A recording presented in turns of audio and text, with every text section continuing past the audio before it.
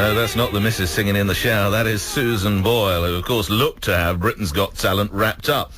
But unfortunately, the pressure or the competition or something, or perhaps an unrequited love, has gone to her head.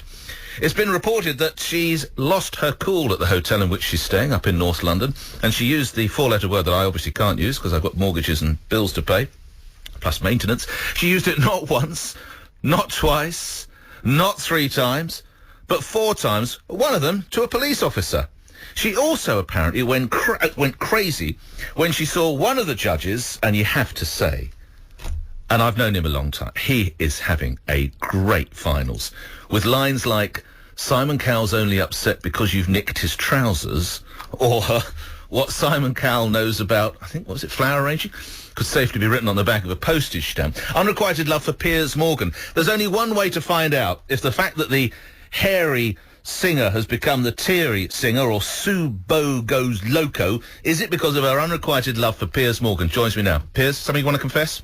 Nick, how are you? I'm good, thanks, well, I can't give you an answer. Only Susan knows that. But what I would say generally, though, is I got up this morning at about 6 o'clock, read all the papers, and felt so incensed by the way that she's now being treated that I posted this ranting 800-word blog on my website, because I just think, you know, it's just, we've got to calm down here. This is a woman who is 48 years old now. She was completely anonymous a month ago, and a very sweet lady who, everyone knows her background. This is a woman who was at school, she had learning difficulties, she was called Simple Susan. She's only ever held down one job because of the difficulties she's had. She devoted her whole life looking after her ageing mum.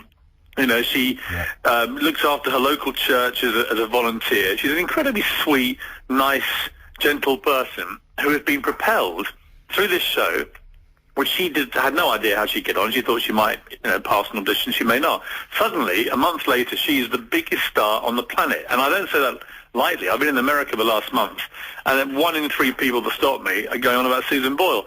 And anybody who has gone through that incredible transformation is going to be feeling the most unbelievable pressure, not least of which because the final's on Saturday, and she knows that everything may rest on that one performance. And you can see the nerves almost crippling her on the semi-final show, and I just think it's time everyone just slightly backed off. I'm looking at the internet coverage, it's been full of bile and hatred towards her just because she's had so much attention, and it's a classic British thing. And by the way, in terms of the media coverage, I would have been doing probably the same kind of stuff years ago, but knowing her as I do, she's been incredibly upset this week. She's been in floods of tears. Piers Morgan, you are the call. It is reported that when you said the other day, I think that pound for pound, that was the best singing performance we've seen so far. You spoke of Shaheen Jaffagoli.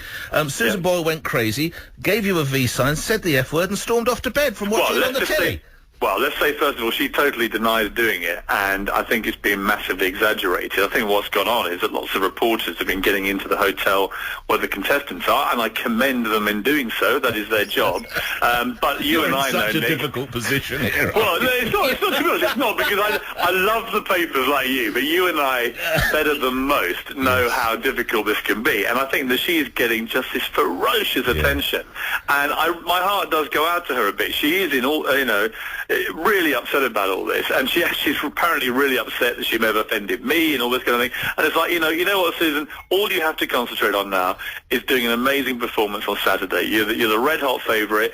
There are people who want you to fail. There are people who want to snipe at you, who want to kick you because you're now suddenly so popular. All she has to do is do a great performance, and we have an amazing lineup now. It's a proper competition. Yes, great. Shaheen Jaffagoli, I thought, gave the best performance purely because he made no mistakes, unlike Susan, who obviously we all heard just now, the clip you played, she bombed the first note. So that was really the point I was making.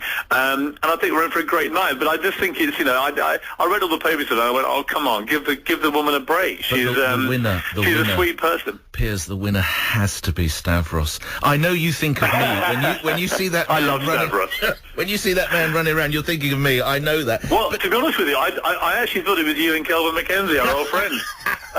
When the second one charges out, I thought I've seen this at a Sun Christmas party 20 years ago. It's an old act. It is an old. But when I tell you what, and I will confess, I've never voted before this season. I'm absolutely hooked, and I'm not blowing smoke up your rear end. I think you are a tremendous judge. I think your lines against Simon Cowell are brilliant. Cowell comes out of it brilliantly because he's clearly got a sense of humour. He doesn't mind you doing a gag against him. But when the dad put his arm around him and said, if I don't get any further, just having danced with you. Oh, my God, I had to, every father with sons, as you have got some, 3 I know, you had to vote again, didn't you? Well, I actually met the dad backstage afterwards, and he was still very emotional then, and he genuinely said to me, he said, the idea that these two little fat guys from this little Cypriot restaurant have somehow blanked their way into the final of Britain's Got Talent, and it's sheer force of personality. I've said to people many times, when we choose people for the semi-finals or whatever, you're never quite sure who the public are going to go for, and 50% of it or more is down to personality. You can have a great talent, but if you have the personality of an aardvark, you're not going to get very far. These guys don't have, obviously, the best talent in the competition. What they have is an irrepressible personality. I mean, I can't watch them without just howling with laughter. Lastly, you mentioned Kelvin MacKenzie.